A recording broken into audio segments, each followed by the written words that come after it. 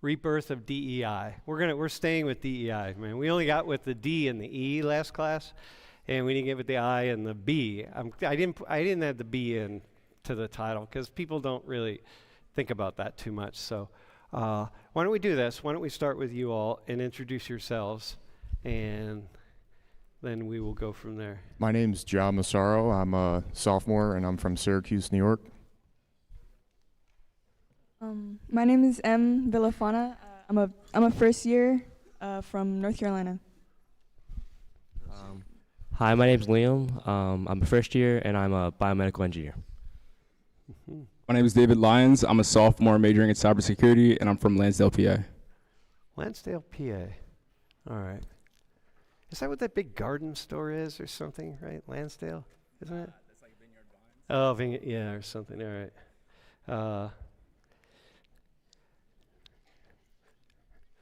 All right. See, listen. Can we go to the rebirth of DEI? Okay. Can we go to the next slide, though? I just saw this. This just popped up in the New York Times today, right before class, that our president blames DEI and Biden. I'm not concerned with the Biden thing, but blames DEI for the crash that happened. And, he takes offense at it because it's now under his watch. And they asked him why he said that, why he thinks that DEI is to blame for the plane crash. And he says, well, it's common sense. And the reason I want to put this up here is that we have really become exceptionally divided as a nation when we're blaming things like plane crashes on DEI. And we're very divided, and we're in actually pretty dangerous territory when people, our leaders, are making statements like this. But most importantly, it means that if DEI is responsible for things like tragedies like plane crashes, then we probably better understand what DEI is all about. Would you agree with that, bro? Do y'all agree with that? Yeah, so, okay, so this is, yeah, man. All right, so let's go to the first slide. I'm going to just do a couple things here, okay? So diversity, equity, inclusion, belonging. All right, next slide. We did this. Go ahead. Diversity, right? We talked about this last time. Broad range of people, cultures, nationalities, ideas, perspectives, generally seen as positive. We all agree with that. Do you remember? Did we basically agree with that? Diversity is mostly good, but sometimes I think what we concluded is that, if one of you could jump off of this just for a second, but the problem when it gets jammed down our throats, then people start to resist. We resist anything that gets forced upon us. And so people have the sense that DEI, like many different things, are forced upon us. And so people naturally resist that. And that's understandable. And it's probably a good thing, because especially in this culture where we really value freedom, individual freedom to think and do certain things, and we don't like things thrust upon us. And when we have the sense that policies, like DEI policies, have been forced on us, then it's natural that people are going to resist. Bro, does that make sense to you? Well, I just got one thing to say to that. Yeah. Well, you talk about like resistance, and it's obviously in the past 4 years, it's become like a political agenda from both sides. One side's for it, one side's against it. So anytime you have that, there's obviously going to be divide amongst people with such a complex issue that really shouldn't be political at all. Because you saw in 2020 there was a hike in DEI hires percentages, and now Trump says he's going to get rid of all of it. So that right there shows you it's a political, they use that to go against each other. Yeah, it's a political football, right? And when you have a political football like this, you have things like the quote that's really like, wait, what are we talking about? But if you were here in the last class or you watched the last class, it's kind of like when you break DEI down, there's a lot of very reasonable things that people are thinking about and talking about, and a lot of very unreasonable things. And so if you have to throw the reasonable things out with the unreasonable things, you probably don't really want to do that. But yet, that's what happens.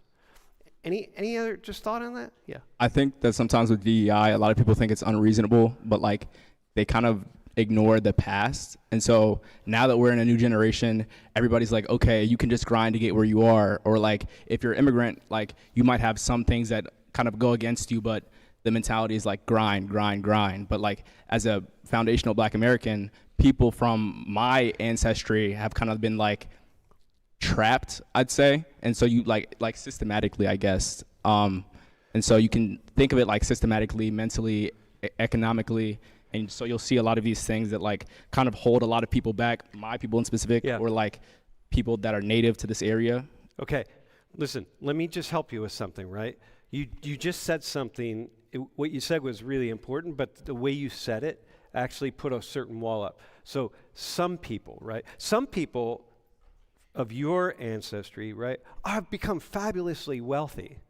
And so the problem is people see those people, and then you make the statement you just made, and then they say, wait, hang on, like that doesn't make sense, right? Yeah. Can you see that? So it's like some people, or you have to tweak that. I definitely see it. I think just in general, like a lot of Black Americans look at, or they have a lot of role models up, and so when we see those, it's like benchmarks, but it's not a benchmark for the general population, I would say. Well, yeah, but you do understand if you're poor and you're white, like you know, my family's been around here a long time, and I grew up in the working class. I mean, on both sides of my family, we're not really recent immigrants, right? And for some reason, we didn't take advantage of our whiteness because we all end up in the working class. I'm like, come on, man, you've been here enough generations. Like, holy shit. Like, okay, but nonetheless, but people who are poor and white, what would you say to them? Restate what you just said and respond to people in the camera who are poor and white. What would you tell them? Because they're not. I'd say they still benefit from like white supremacy. Is that? Yeah, I don't know. They're not gonna hear that, man. Okay. Yeah, where's the white supremacy, man? You've been like to some really poor white communities and been like, that's not gonna fly. So how do they? I mean, I feel like that's just what I would say, because still they're not systematically oppressed by anything. But neither. Dude, hang out. Speak to the richest Black person in the room. We don't know who they are. Could be you. Is it you? It's not you. No, I'm not Nigerian. Right? Right. So speak to the richest Black person in the room and call that person systematically oppressed. Say like, hey, whoever you are, you're systematically oppressed. Could you say that with a straight face? I feel like I could say that the foundations of probably where they came from were systematically oppressed. What if they were born rich? Like the foundation, like the background, okay, ancestry. Years ago, got it. Yeah, because if they're gonna, like they broke the cycle for sure. Okay, they broke the cycle. But here's the thing. But the poor white person didn't break the cycle, and so that's the one you got to talk to, man, because those are the people that when Donald Trump comes out and he's like, and I'm just gonna use him, right? He's like, look, this DEI is a bunch of bullshit, right? And we got to get rid of it. This is. They're the ones that they're going to listen to him, and they're going to be like, yeah, hell yeah, I'm not looking at my like, you know what I mean? Like, I don't care what my ancestors did. I'm looking at what the hell, right? How am I benefiting currently from white supremacy and all that kind of stuff? And what I'm telling you, this is so good. I'm so happy you got to be careful with the language.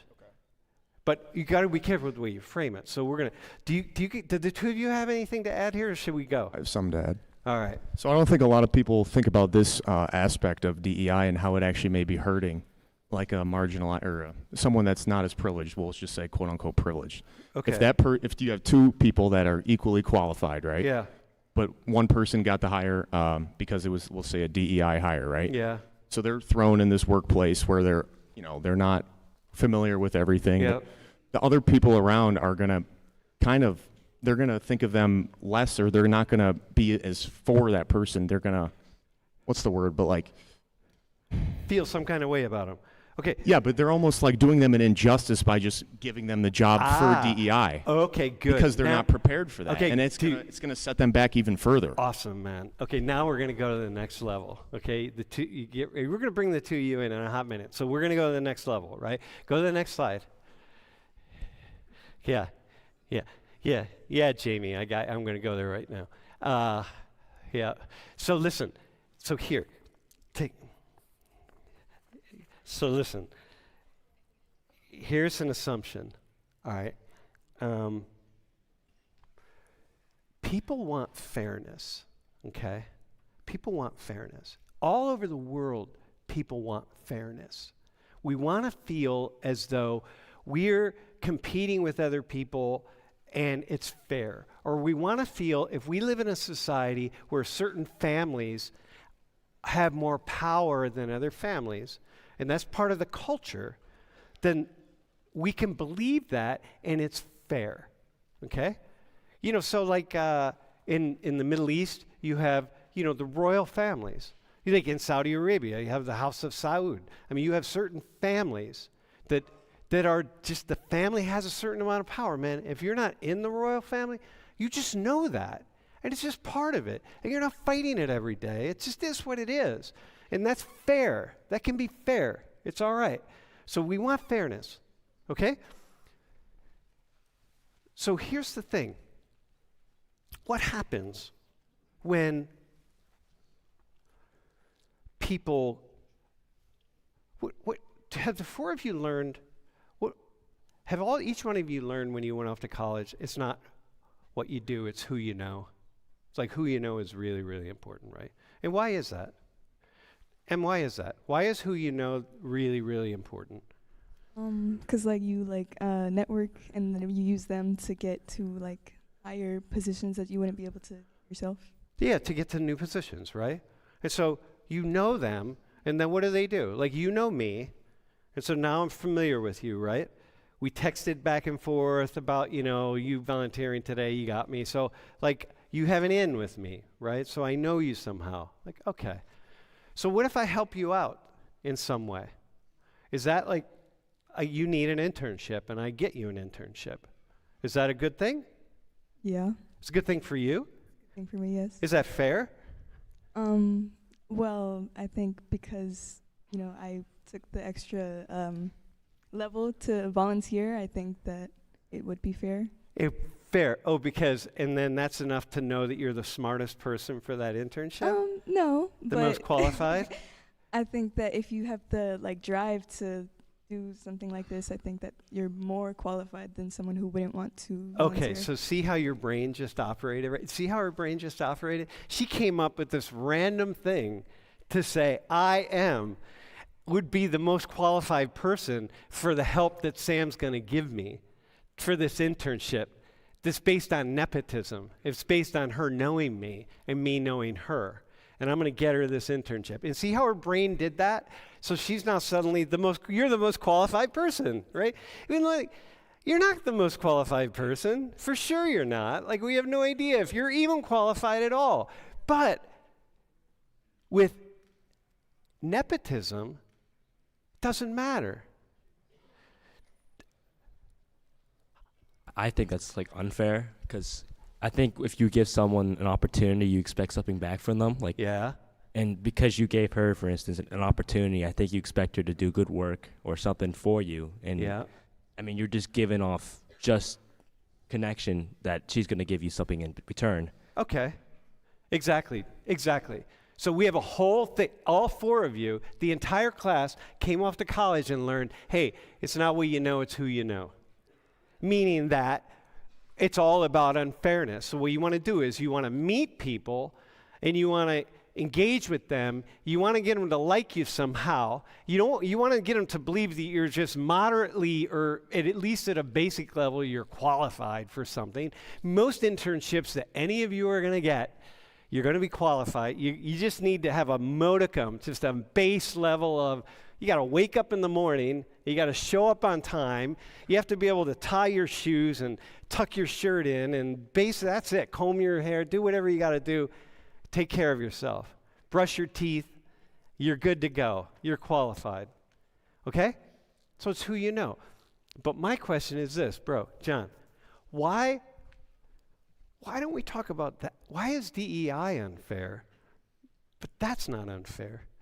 When we know that you're actually more likely to be unqualified if somebody gets you the job. Because I'm going to have to get you the job. I'm going to probably feel some kind of obligation, right? You don't want to let that person down. I can't. It's going to be my neighbor. It's going to be my nephew. It's going to be somebody, and I can't say no. I'm just like, yeah, all right, yeah, okay, I got you. So it's actually raises the level of not being really qualified, of being less qualified. You don't want to make a mistake, like. Yeah, I don't want to make a mistake, but I'm going to take the risk because I feel an obligation to help that person out.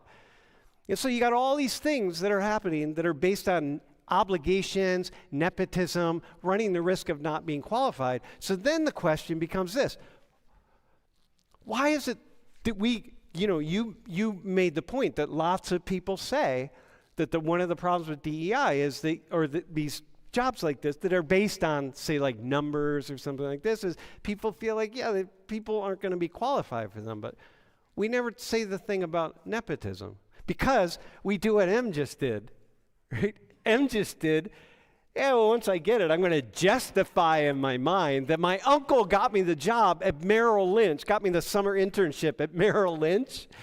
My uncle got me that. I never would have gotten it if my uncle didn't get it for me.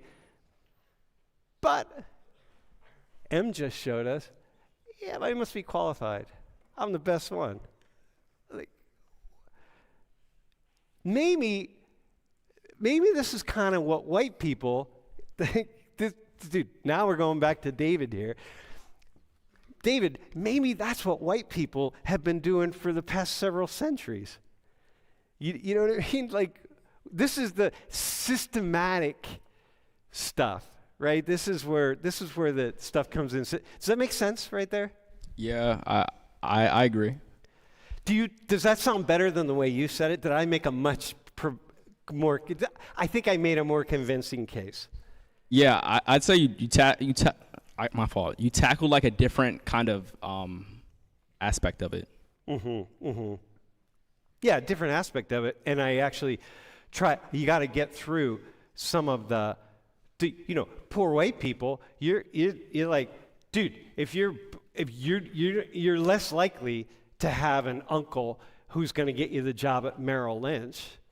The people in this classroom, if they have parents who are working in the corporate world, they're much more likely to get internships, nepotistic, internships based on nepotism in the corporate world. And those of you who are not in that, who don't have parents in the corporate world, you can apply like everybody else, but when you apply, you're going to be applying against, like, you can apply for the internship, or let's say that Liam applies for it, but you and I, David, I already kind of like hooked you up. Liam applies for it, and he thinks, well, he tells his parents, I applied for this internship. I think I stand a pretty good chance. He doesn't know that David and I went to the supervisor. I'm like, hey, I got this student of mine, David. This dude's good, man. And the supervisor knows me and likes me, and like, yeah, okay, I got that. But my concern is that we don't talk about that. Why aren't we having a big, massive national conversation about the evils or the unfairness of nepotism? Why aren't we doing that? Like, where does that go? Right? So it's just a question, right? Okay. Can I do one more thing? Yeah. Does anyone you want to add anything? Are we good? All right. Dude, does I have someone have a something. question? Wait, go ahead. My dad, he works at this bank, I think, and he gave somebody an internship because they acted like me, which is kind of funny. Yeah, but because they acted like... yeah. They acted like me, but there were more people that were probably better qualified, which was kind of funny. Yeah. Yeah. Well, of course, man. Dude, can I tell you something? All right, hang on one second. My current job is the only job I've ever had that I didn't get because I knew somebody. Every job I've ever had. At my first grad school, for my master's, I knew somebody. I got into the program with a scholarship. My PhD program, I knew somebody. I got into the program with a scholarship. Now, I turn around, M, you and me, we were together on this. I think, like, well, I deserve that. I'm a pretty smart guy, right? Right? You would say? I seem like a smart guy. You seem like a smart guy? Or Do I seem like a smart guy? Yeah. Yeah.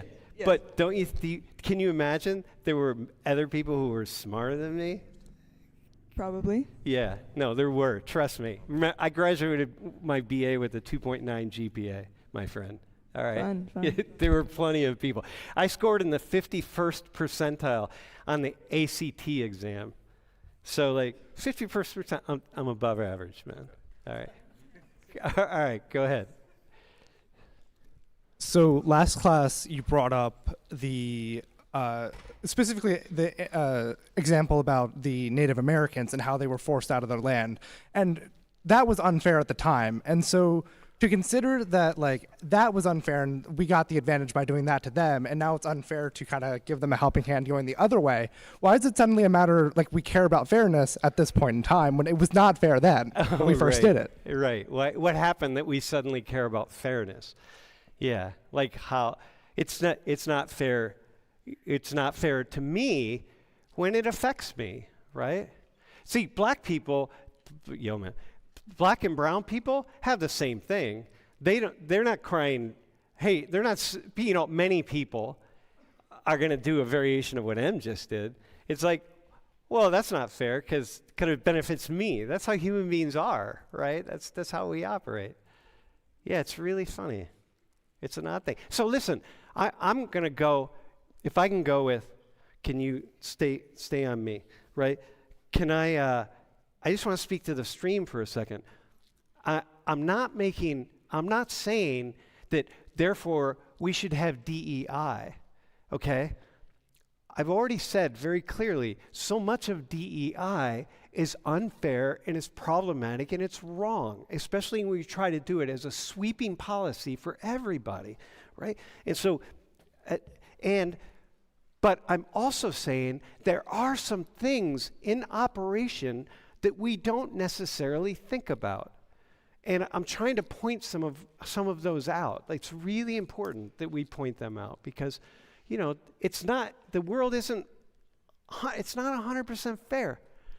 So that's the nature. It's never going to be fair. Dude, Liam, world's never going to be fair, okay? People are always going to get hurt in some way, shape, or form. We can't try to fix it. If we try to fix it, we screw it up even more most of the time. We don't want to do that. But we also want to kind of acknowledge the places where it's not fair. Does that you work in some soup kitchens and homeless shelters and stuff? Yeah, so I'm from Pittsburgh, specifically Upper St. Clair. I would say it's pretty much upper middle class. I know a lot of people from Penn State are from Pittsburgh, so they would probably know that. But I felt that working at soup kitchens and charities like that, you really saw pretty much of all shapes and sizes, people that were black, white, Latino, immigrants, people that were here 22nd generations in the United States. And I feel that everyone thinks it's unfair in some sense. And either economically, they're thinking, I'm not getting paid enough, or systematically, right, I can't go to this place because this person's racist, or even sexist, like I can't even get paid equally as men. So, do you have a way to solve the homelessness problem? Could you solve it? If I could, I probably wouldn't be here. But okay, no, that's a good answer, right? It's complicated, right? Yeah. It's complicated. Yeah. And so the more you work there, the more you spend time among this population, do you get more confused like every single day about the causes and the this and the that? Yeah, I mean, absolutely. I mean, I feel that when, like, it really is case by case basis. I mean, there's some people that they just really don't understand money. They don't understand the system of money. They don't understand how to get a house. It's just a lack of education. And then there's other people where it's totally they're doing drugs or there's something, and you're like, come on, man, like if you get off the drugs, I bet you would be just fine. But it really is a case-by-case basis, and I think an overall answer to homelessness, it's really difficult, like you said. Yeah, it's really difficult. It costs a lot of money. There's no sweeping policy that's going to fix the problem. So you're like, God, okay. Bro. Yeah. The question I had was related to something you said a little earlier on with regards to nepotism and equality. Oh, sorry. We as human beings are like biologically coded to look after ourselves and look after the people we love. So when it comes to nepotism, you're really not going to stop that from happening. That's always going to happen. Like the first example that comes, I don't mean to be racist, but is like when illegal immigrants, right, they come here and they get work and they get paid in cash. A lot of the cash is sent back to get more immigrants to the country. Yeah. And that's just one example. Nepotism is always going to be there because we're always designed to help the people we care about. But equality, as much as everybody would like to say that I love everybody equally, well, you don't. You love your mother more than you love the hobo on the road. Dude, beautiful. So now here, do one of you have a response to that? Can someone do a yes and therefore, you should be able to do this, man. Dude, this is you. Come on. Step up to the plate, my friend. I low-key didn't kind of hear Okay, so what he said was, look, the thing with nepotism is it's based on, it's part of human nature, that human beings are going to look after the people closest to them. And that's what we're going to do. So you're never going to stop nepotism. It's just always going to happen, right? So now think like a sociologist. Say exactly what you said earlier, okay? Which poor white people are never going to hear, okay? And middle class and probably many other white people aren't going to hear it. But now respond to that. I think nepotism, like it happens. Like I know, but how's it benefit some people more than others? Like, why is it still a problem sociologically? Where does racism or whatever come in? Because many of the people that are able to like enact nepotism are already high up and probably white, or like is that what you're exactly. Okay, dude, how many Native Americans benefit from nepotism, right? Native Americans, indigenous Americans, who really were harmed in the biggest way. Okay, remember the going up the stairs. How many of them benefit from nepotism? Yeah, that makes sense. How many? A lot? Oh, not really. No. Okay. No. Got it? Yeah, I get it. I get what you're saying. I think it's interesting too. I'm doing like research right now with the Human in Cognition Computing Lab, and it's kind of discussing how like a lot of these people that kind of like have to recover from disaster scenarios, they're already in bad scenarios. So if you're at nepotism, you're probably already high up, and so it just keeps going on and on, like the thing that you showed us yesterday. So where you here? Let's do this. Let me do this. Can I do? I need just a couple. How about just the two of you? Can we like do this with you? And we're gonna. It's pretty clear that this class isn't just black and white stuff, but we're gonna stay right here. Okay. So here, let's do the stairs again. Right? Now let's do it across the front of the room. You guys we're gonna just start you in the same place, okay? We're gonna get rid of all the DEI stuff. We're gonna get rid of everything, and we're just gonna demand that you start right here, okay? Is that fair? We're gonna start them because that's the best we can do. It's like all of you. You're in here in this classroom. I don't give points to some people more than others. Like this guy doesn't start out with an additional 10 points. And more than anybody else. So you're starting in the starting line, right? And so you're going to race across the room, and the one who wins is the fastest, and that's fine, and you win the prize, okay? But let's say that we take this guy, right? You come up here. Okay, now hang on. And now I'm going to say go, and they're going to race across the room. Who's going to win? Who's going to win, bro? He's going to win, right? Right? That's the nature of it, because he's already had some kind of start. Now, he's going to win. So when you win, when you get to the end, right? You get down here, and hang on, just, come with us. Yep. All right. So now you turn around. Do you ever turn, are you ever going to turn around and say, yeah, I won, but I had a head start? No. What are you going to say? I won and I have no clue. I'm the fastest. Oh, yeah. I'm Yeah. the best. Do Yeah. you deserve to win? Maybe. Yes. Well, in your mind, you're going to Yeah, think you yeah. are. Even if you don't think you deserve to win, you're going to think it at some level, right? Yes. And you're not going to turn around, and you're not going to look at this space. You're just not going to do that. Just like if you get the internship because your uncle gives it for you, you're never going to think like, who are all those people who didn't get the internship who are more qualified than I am? Are you ever going to think that? No. Dude, I you're going to currently go don't on right your now. merry way, man. You're going to just enjoy it, right? And how about you? Like, what are you going to say? I When ran he track. won and you didn't win, you lost. I ran track.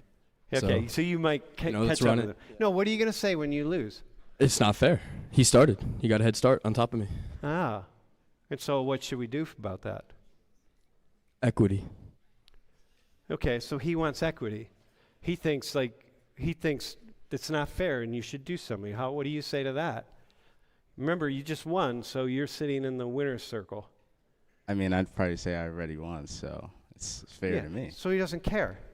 So is it interesting that when you talk to Native Americans, okay, you get it, right? You see that? Okay, you guys can sit. Thanks, gentlemen. Okay, so here, is it interesting that when you talk to Native Americans, they're constantly talking about, wait, hang on, but they got a head start, man.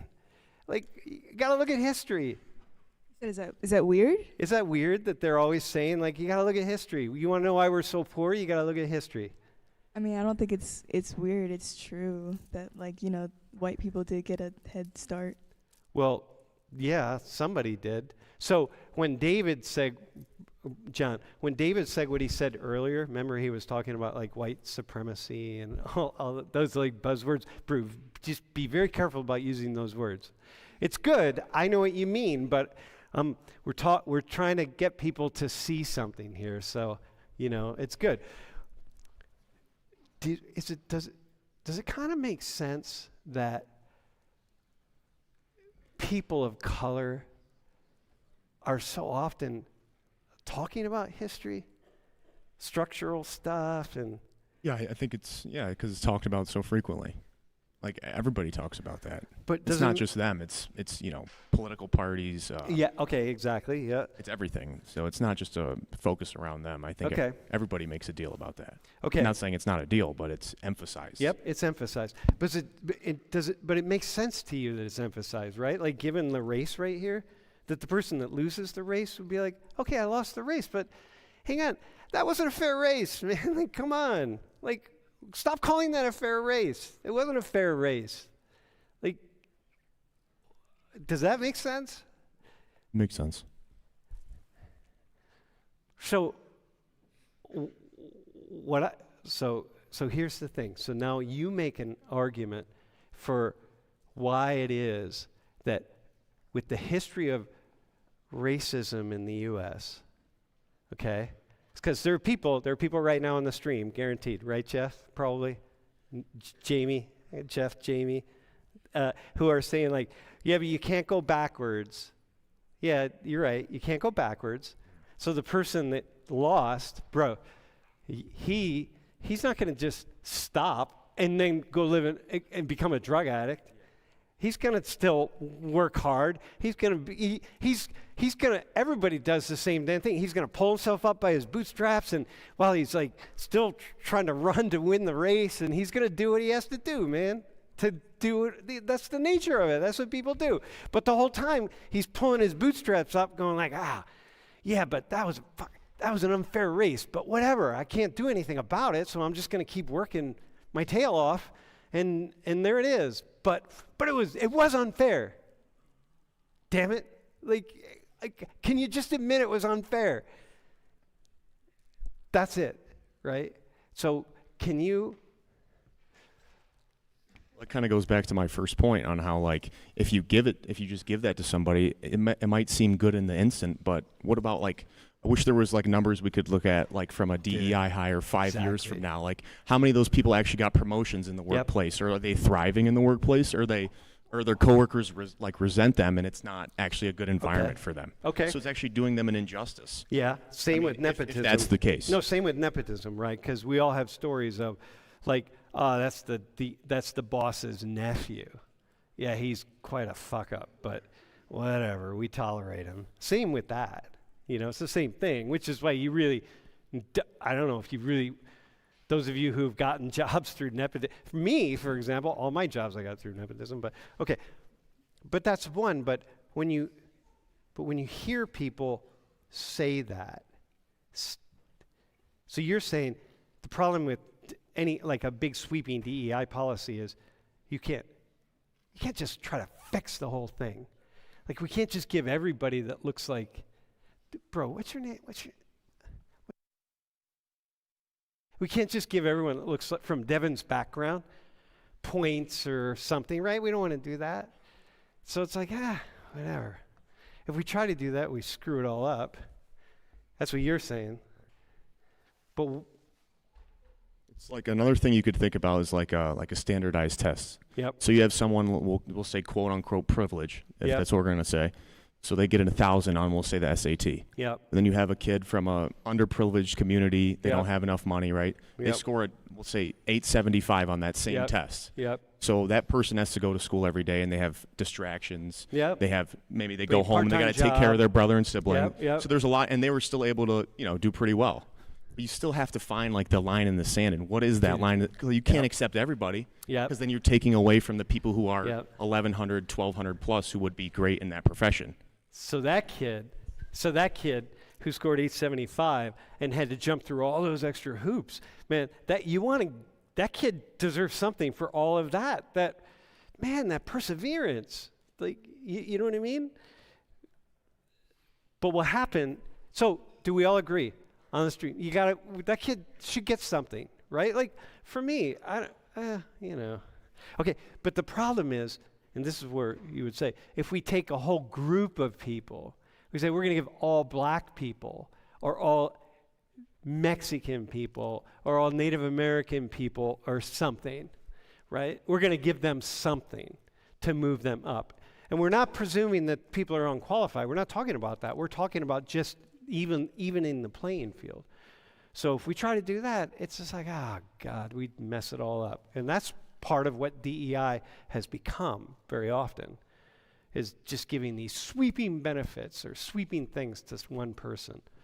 And when in fact, the core of the problem is a problem, you see.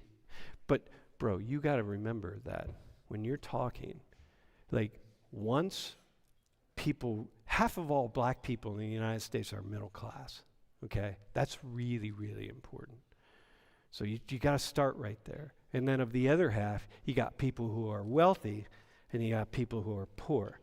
But it's really, really important when you're having conversations about this that you account for that.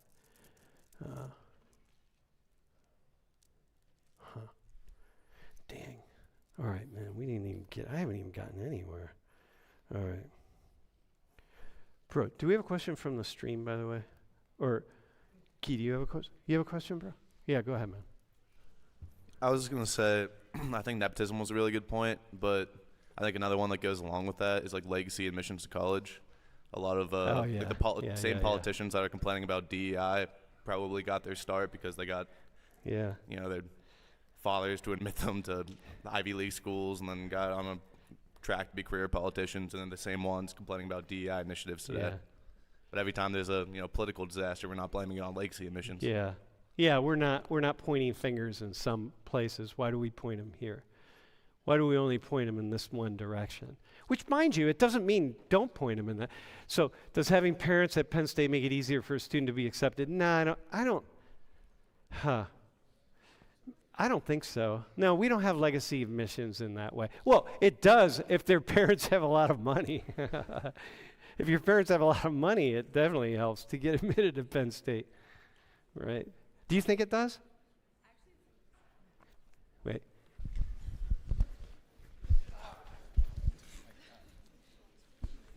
Hello? Okay. So I worked at a country club this last summer, and I met a lot of PSU alum.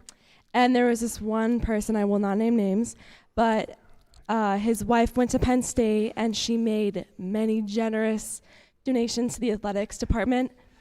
And she gets like a tailgating spot like right outside the stadium. She donated like 2 cars to like the athletics, and they get a lot of like great seats, and yeah, they get the goods. So if they have kids that are going to apply to Penn State, their kids already graduated. All right, okay, from I got Penn you. State. Yeah, but if they have that much money, maybe they don't even want their kids to go to Penn State. But nonetheless, right? Yeah, that's the thing, right? So okay. So anyway, Axel in Germany, the answer to your question is, yeah, it's probably based on money though.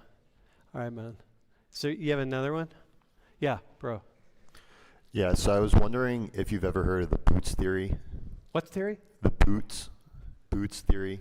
I probably have, but. So pretty much it's an example of socioeconomic unfairness. So pretty much you have a wealthy person and a poor person. They both want to buy boots.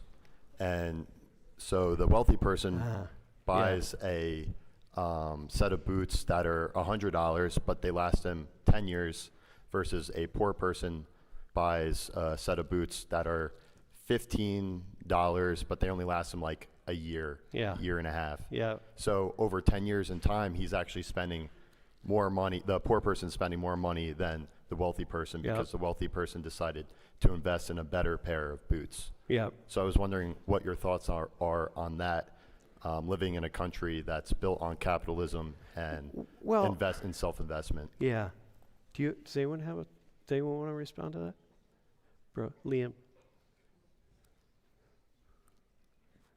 But I mean, I think when you're talking about this boots theorem, right, and you're talking about how the rich person's able to afford these expensive boots, and how the poor person can only afford a certain level of boot level, I would think that, I mean, it really is based off the situation, right? I think the person that's poor, if they're black and they're poor, they're gonna still think that it's unfair that this rich person, right, who might be white and really rich, can afford these boots. But I think it's really what opportunities can this person get that's poor. I think DEI is more. I mean, they might shove it at you, but it's almost like they're trying to give an opportunity to these minorities in order for them to get higher up, because of the chance that they do something like he's been talking about, like how effective are these DEI programs. But it's right. But remember, it's not just based on race. DEI is based on lots of things, right? Mm-hmm. But the problem is that it's trying to come up with some kind of policy. It's like I asked you, do you have a policy to fix homelessness in the United States? And you're like, no, it's really too complicated. Do you have a policy to fix inequality in the United States that's fair to everybody? Do you? I mean, in every sense, I think someone's going to think it's unfair, right? I mean, that's everyone's going to think it's unfair. But I think if you're talking about America and what we stand for, we try to achieve as close as we possibly can to this sense of equality, right? I mean, our Declaration of Independence is life, liberty, the pursuit of happiness, right? Everyone could be able to pursue their own happiness in an equal sense. And I mean, people in the 1960s, African Americans, they died. I mean, including whites, Asians, they fought for the civil rights movement. I mean, even recently with the Black Lives Movement, I mean, all of these people have strived for, in equal sense, for something that's equal. And I think if you got rid of a DEI program that these people really have worked for so long, it's almost like you're saying that their work has not come to something. No, but maybe it's not, though. Maybe it's you just get rid of it and you hit reset and you restart. Maybe like part of the issue is that DEI stuff has also created so much bad blood, because it's just so much bad blood. Just like stop, man. Just stop, and maybe stop talking about it so much and just get on with it. you know? One thing to your point, like, you could say that it's equality by giving that person an opportunity for the job, right? But if they're not like prepared for it, it's not equal because they're not going to excel. Yeah, okay. You know, all right. Yeah. so then everybody that's a has their problem. own view of equality. The 3 words of the acronym: diversity, equity, inclusion. Yeah. You can't measure any of those. They're all latent variables, right? Yep, That's what got they're called. So Yeah. you can never, you can't pull up facts or numbers on how No. these people are excelling or No, not and excelling. in a way you have to do it on an individual basis, right? When you try to fix a whole group problem, you run into the problem what we talked about earlier. You got rich people and poor people. You're going to try to fix them all with one sweeping movement, and you can't do that. Yeah. Huh. Do you have another question from the stream? Kyle from Argentina says, "What would be the root problem that caused DEI?" Oh, dude, you answer this. What's the root problem that caused DEI? Yeah. What caused like inequality? Yeah. Why do we have to deal with this DEI stuff? I think that's just human nature. Like, people want to strive to get ahead. People are greedy. Like, that's stuff that just happens. So some groups of people held other groups of people down. Yeah, for sure. Oppression. Not every single person in each group got held down, but other people used their place in the order of things to ensure that their people in their group moved forward more so than other groups. Exactly, yeah. Like with Native Americans, we didn't say, hey, we're going to take your land. We're taking all your land. But you know what we're going to do? We're going to give you some land, and we're going to make sure it's really good land, and we're going to make sure that you have everything you need so that you can thrive and recapture the world that you have that we took from you. We didn't do that. If we'd have done that, that would be one thing, but we didn't do that. And so now we're constantly dealing with the catch-up thing. Yeah, I agree. I think one of the things, I don't know where it was, but America had promised like 40 acres and a mule to every like black person or a black family. Yeah, that never really happened. Proposals. And so like, I think that it's obviously far-fetched now because we can't do that. But if things like that were actually stated or like done immediately after slavery or kind of like whatever was the oppression event, a lot of things would be easier now than it was back then. Yeah, I think definitely. Listen, so for the folks who like say, hey, we need to get rid of this, it's gone too far. Well, you also need to remember. I mean, he just gave a really good example here, right? He gave a good example. Like after the Civil War, if we'd have said to former slaves, all right, man, shit. You know what? We really effed that up. Like slavery, yeah, okay. We lost the war, and hey, our bad. Got that. We're gonna all right. We're gonna make it right. Ah, God. Oh man. Okay. We're gonna fix it. We'd be in a very different position here, but that's not what happened. And so it's not at all what happened. Conditions for former slaves, when you look at sociologically at what happened, in so many different ways it became worse. And so now we're dealing with the legacy of that stuff. So, John, you see that, right? So now we got to deal with this. I see that. And so why do you think as a white guy, why do you think it's so hard for so many, not just white people, but Emma, I don't want to go with you, but why do you think it's so hard for so many people to see that? Why is it so hard for you to see that? Like that we got ourselves in this predicament because of decades and centuries of just unequal treatment that maybe is just built into the human condition, right? But we got ourselves into this pickle, so to speak, and we just keep talking past each other. You know, like some people are saying, look, you got just the two people here at the race. Like, I'm trying to say this in a way that. I'm not sure. No, go ahead. Why is it so hard for people to understand this, to accept this? I'll just do that. I'm not sure. I don't know. I don't have an answer. Yeah. Because it's it's like historical inequality, right? Maybe people see it as they weren't the ones that caused that inequality. Yeah. You know what I mean? The people today sitting in the room that they're saying, well, I didn't hurt any African American person. I didn't hold Native Americans, any Mexican Americans, whatever. Yeah, I didn't do that. So why am I punished? Yeah. Yeah, why am I punished? And are they right in saying that?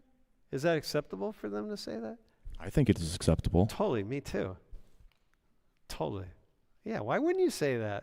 I mean, I say that. I was just born here, man. I didn't participate in the killing or taking of land of indigenous peoples in the Americas. I have a house. My house is on red land. The house that my house is on land that was formerly part of a tribe that no longer exists. Right?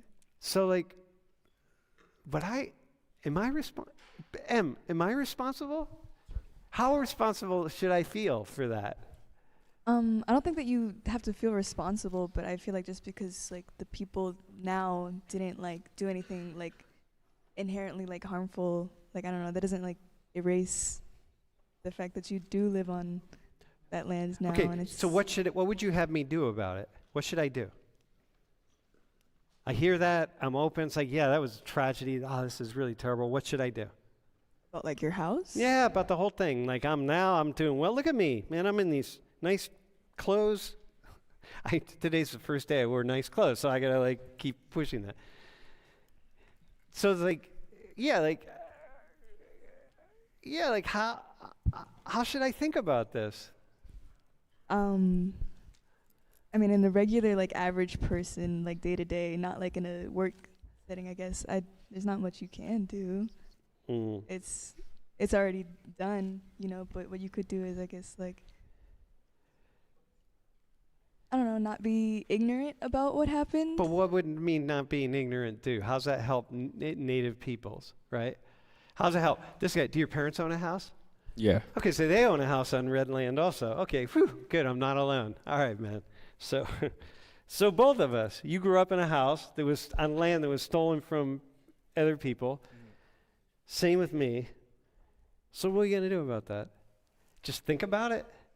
I think that the average person can't really do much, but when it comes down to like policies, like you were saying, that's where like people have the power to do so. So like voting and things like that. Yeah, but what can the average person do then about DEI? Because you and I are just busy. You're here trying to get a job, right? Mm-hmm. You want to get a good job, make as much money as you can, and be in as little debt as possible, right? Mm-hmm. Okay, so what can we do about any of this inequality stuff? You and me, man. The four of us up here, actually. Liam, same with you. Like, what are you going to do? Well, he volunteers in a soup kitchen, in a shelter, right? So he does something. I think it's cool. Like that's definitely cool, but I kind of have to say it's more like a group of people. It has to be more of a group than rather just like one individual person to make an impact. All right. But you see some of the people who critique DEI are saying, hey, the five of you don't have an answer. Yeah. So why you keep talking about this?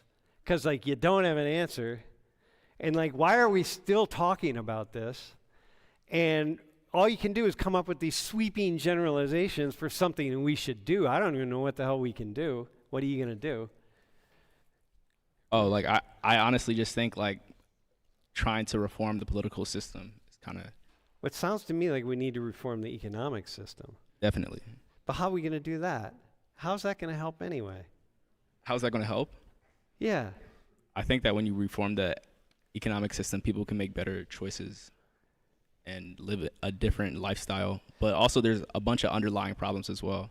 Dude, there's so many underlying problems, man. Talk to Liam about the underlying problems. He knows what they are, right? He's got them. I guess I have a question for you, actually. Like, if you make a new economic system, do you still expect people to still make mistakes? I mean, human mistakes. Oh, dude. I mean, I know people that can't fill out their basic tax form and they can't afford an accountant. They're trying to do it themselves, and they're messing up their tax forms all the time, and then then they have to deal with the legal cases with them because they didn't fill the tax forms out correctly. Yeah. So just the access to just the financial advisor or someone that could help you with anything with your finances is really Dude, crucial. get a new set of clothes. So some of the people that you work with, right? They just need a new set of whatever they need, man. A haircut, like all sorts of things, and like some therapy and drug rehab, and get out and like, okay, let's do it. You know? But yeah, absolutely. I mean, I think that a new economic system is. I think it's really difficult too. Just our original discussion, we talked about how divided the United States is. I mean, just talking about what economic system will we even go for or towards? Which one's less problematic, right? And so I got a question for those of you who think that this economic system is really unjust and unfair. Give me one that's better. Do you know one that's better? Like, you know what I mean? Do you have one that's better? What do you mean? What, like an one economic that's system more fair. that's better? Yeah. Give me one. Give me one that's a lot better. I don't know. I can't come up with something like at the moment. It's something that like I feel all the larger people that are in charge of that should take the time. No. But listen. No, but how old are you? 18? Yeah. Okay, but you're 18, right? So I knew that you couldn't answer that question when I asked you. But I asked you the question because that's the question that you want to be thinking about. When we're talking about these kinds of questions and struggles and stuff, that's a question that you should have. You're a young student. You should be thinking, right? Like, well, what is better? Because I know a lot of people are sitting there, oh, this is the best system in the world. It's the fairest system. It's the best system. Really? How much do you know about other nations, other societies, and how they do it? How much do you know? Like, what do you know? Right? And if you say it's the worst system in the world, really? How many have you studied? How many places have you lived? How many places have you tried to survive? How many other countries? How many other systems? So do we have another question from the stream? Jason, why don't we apply to racial blindness instead of trying to fix black-white? Yeah. So what about what if we just do racial blindness, y'all, right? It's California. This is where this started. Everything you apply for school, you apply for a job, anything you want, right? It's like, applying for a job. I was watching these auditions in one of the symphony orchestras. And did I say this in class the other day? Did I talk about this? No. They were auditioning oboists. And they had like 10 oboists come in. And they were behind a curtain. And the people who were listening to them and picking out the oboe that they wanted in their symphony, I forget which one it was, they never saw them. They didn't know if it was a man or a woman, how old they were. They could have been 12 years old or 72 years old. They had no idea. They listened to them, and they picked out the person based on what they heard. And then they decided, oh, that's the person, and the person came out, and that was their oboist. What's wrong with that, man? Why don't we do that? I think that's it's definitely smart in certain issues like that symphonic band, like that's smart because then you'll have like a amazing band. Yeah. But then when you're doing it on a bigger scale, you'll have larger populations of people that are kind of missing out on opportunities because they don't have the resources to excel in the first place. Kind of like the SAT scores that I think one of you guys were talking about. Yeah, but maybe those people then don't apply for the opportunities that they not everybody, look, bro, the four of you are going to get your degrees. You're not going to apply to be CEOs somewhere. You know what I mean? To be in middle management, you're going to apply at a lower level job and you're going to work yourselves up. So it's like, we do race blindness. You just apply for the things that you can do. that you're eligible to do and you could do reasonably well. Why not just do that? Why do we got to deal with this race and gender stuff all the time? Because then you have like society was made with already like different constructs and levels that are unfair. Yeah. And so I might be able to do something, but because he already has the resources, he's able to do something a lot better. And so I think, yeah, that's just kind of what it is. John, are you on with that? Are you in agreement with that? But if I'm a business owner, I'd obviously want the person that's better. I want the best people working for me. Yeah, but you already said the problem is the best person working for you might be the one that doesn't on paper seem to be the best. For sure. That's why it's so hard to draw a line in the sand as in what's right and what's wrong. You're never going to get a concrete answer from anybody. Did you hear what he just said? That's why it's so hard to draw a line in the sand. And these policies are drawing very firm lines in the sand.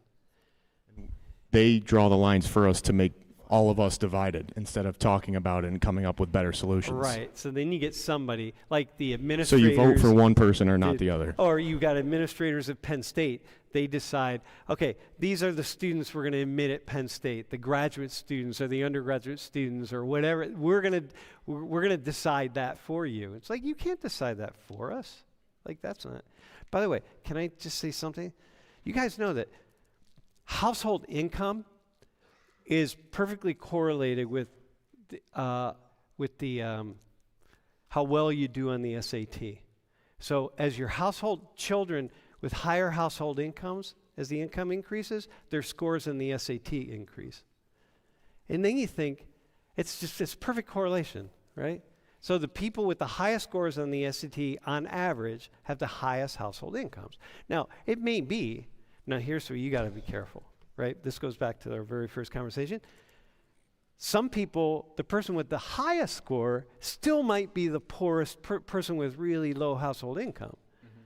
And the person with really high household income still might score really poorly on the SATs, but on average, right?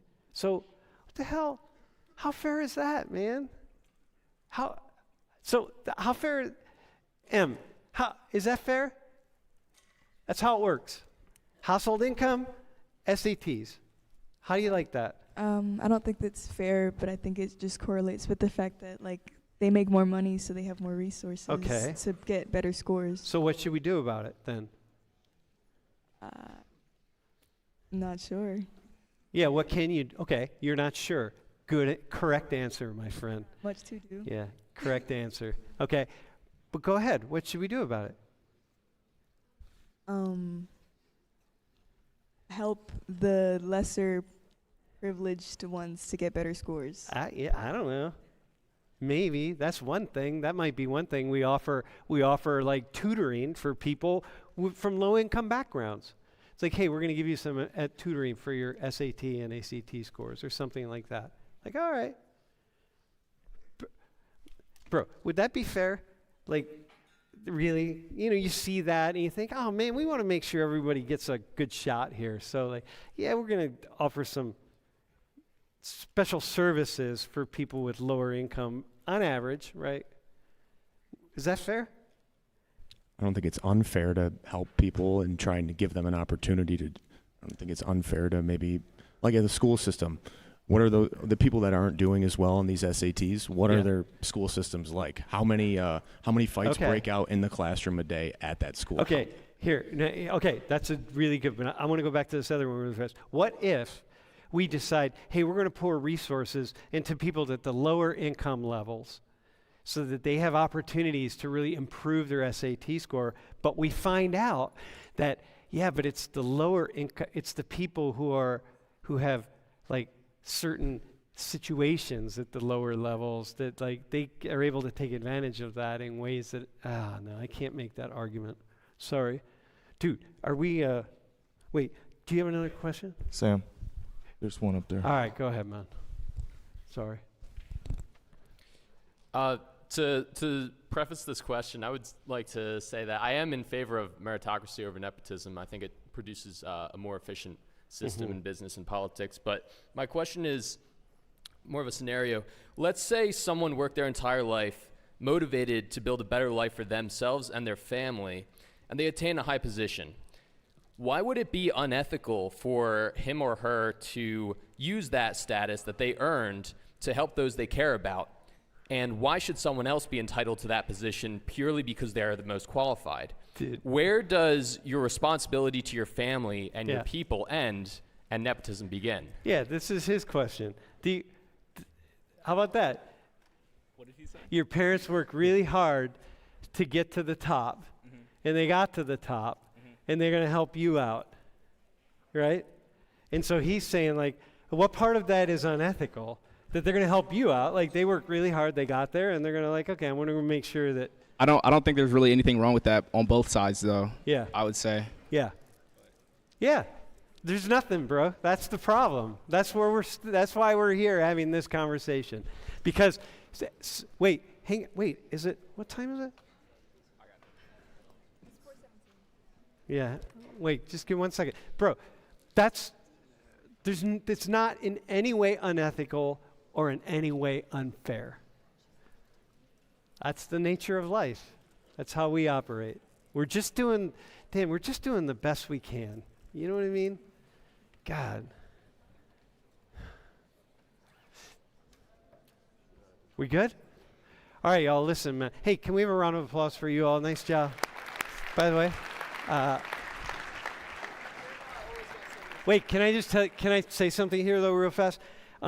We actually didn't get to anything that I was going to get to today. So we're going to come back next class and actually really do the I and the B. All right, the I and the B. Probably. Maybe we won't. I don't know.